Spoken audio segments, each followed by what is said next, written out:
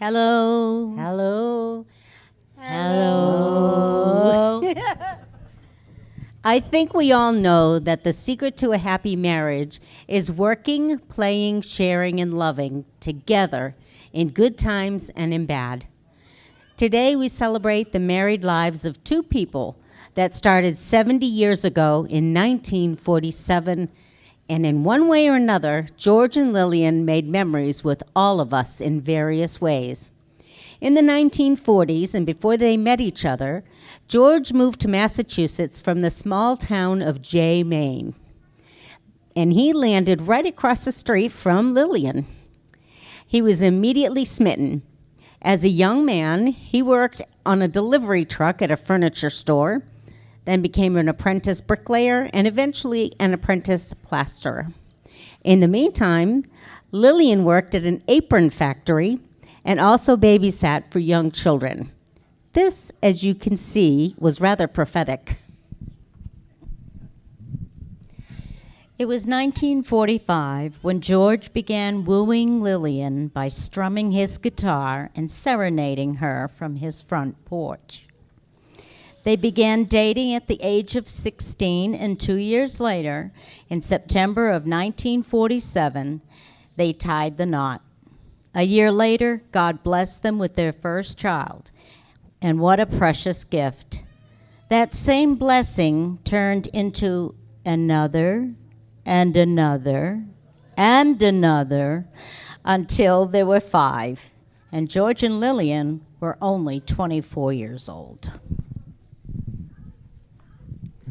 Realizing that their tiny apartment on Greeley's Court in Waltham was getting very crowded, he and Lillian moved to their first real home on Rockland Street in Natick. There's a special name for that place, Norman Rockwell Street, just like a Norman Rockwell painting. Life was moving along just fine until 1957 when, another bun was in the oven. That prompted Lillian to say, "George, I guess you better build those bunk beds." While Lillian washed and scrubbed oodles of children and mountains of clothes, I've seen it, George continued to work tirelessly renovating the little Rockland Street home. In the next 5 years, count them, out popped 4 more little gifts from God. And that brought about another move, this time across town to Lincoln Street Extension. Unable to think like a contractor, all Lillian could see was a very dirty, dusty, worn-out house that was over 100 years old. But with lots of elbow grease, George and Lillian turned that dusty old house into a warm, welcoming home. Once again, the yard was filled with children of all ages, and in an effort to teach his children to work as a team and to love each other, George provided all-play outdoor activities, too numerous to mention. In his spare time, he also built a beautiful brick sandbox, a horseshoe pit, and an awesome rink for ice skating and ice hockey. We told you it was Norman Rockwell. One of his most delightful inside activities was, while the dishes were being done, he would take out his guitar, and the girls, who of course were doing the dishes, would harmonize with every song he played. Dishes, Dishes, dishes, dishes. To their delight, George and Lillian welcomed their final child in 1966. With childbearing at an end and 25 years of marriage behind them, they took a well-earned trip to Hawaii, leaving the older children to manage the younger ones. By this time, the 2 oldest children had graduated high school. Soon after they returned from their trip, Lillian stepped out of the home to try her hand at selling jewelry, part-time at J.M. Fields. She truly enjoyed her time there and helped her war veteran son buy an engagement ring. His would be the first marriage of the Cormier children, It wasn't long before 3 more of the siblings were married, and then came 8 little grand bundles of joy.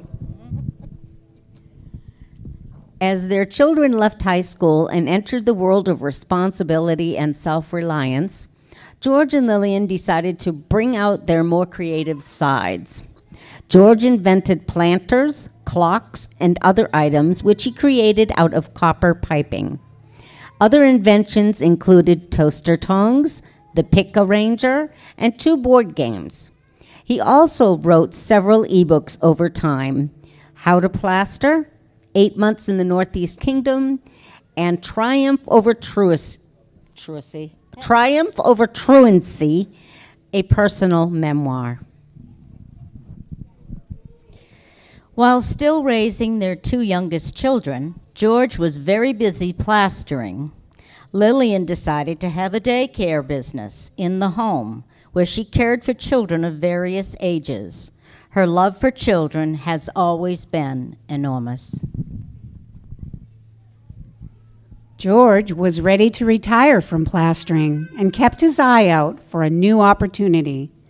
In what seemed like a blink of an eye, George and Lillian were the proud owners of a new and used furniture store in Lunenburg, Vermont. Now that was an adventure. After Lunenburg, George and Lillian moved from Vermont to Brownfield, Maine, and then Conway, New Hampshire. There, George worked at the sign seller in Conway, constructing and installing hand-carved and painted signs. Lillian worked at Annie's Book Swap, the C&Y Clinic, and even co-owned and operated a craft store. Together, George and Lillian also operated a popcorn cart at Nestle Nook Farm Inn in Jackson, New Hampshire. Here, they also sang for bus tours and Nestle Nook guests. For fear of being bored, I guess, George and Lillian decided to own and operate a Dairy Queen of all things. When that lost its glamour and almost killed them, George and Lil moved on to something a whole lot easier by becoming founding members of the local Toastmasters organization.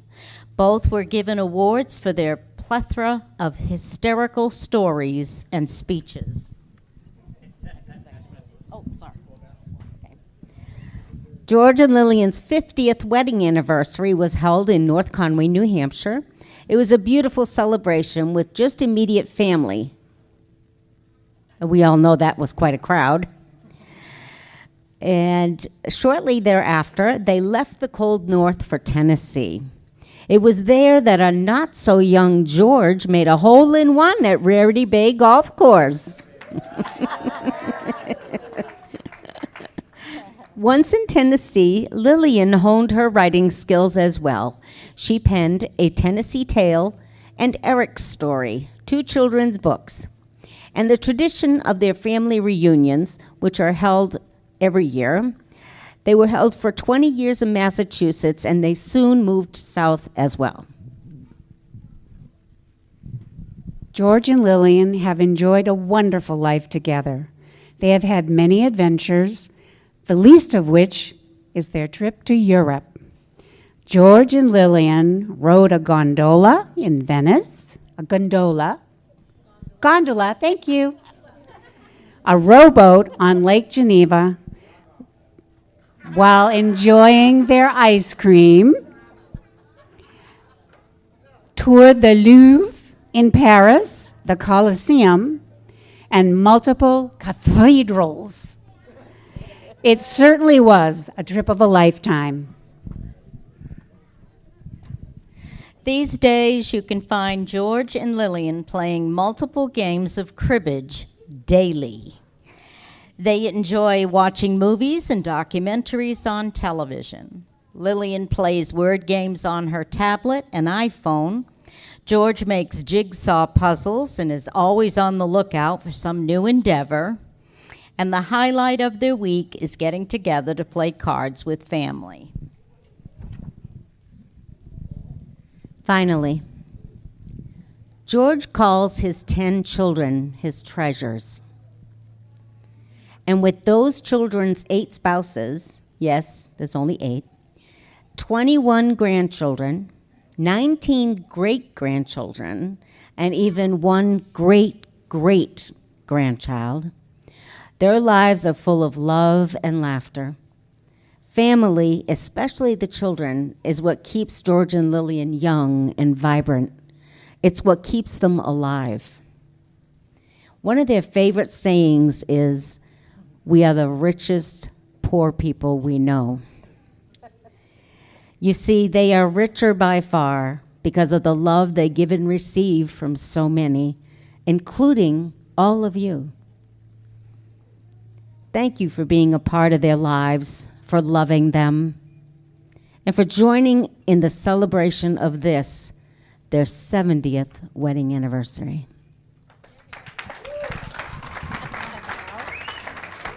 Yeah.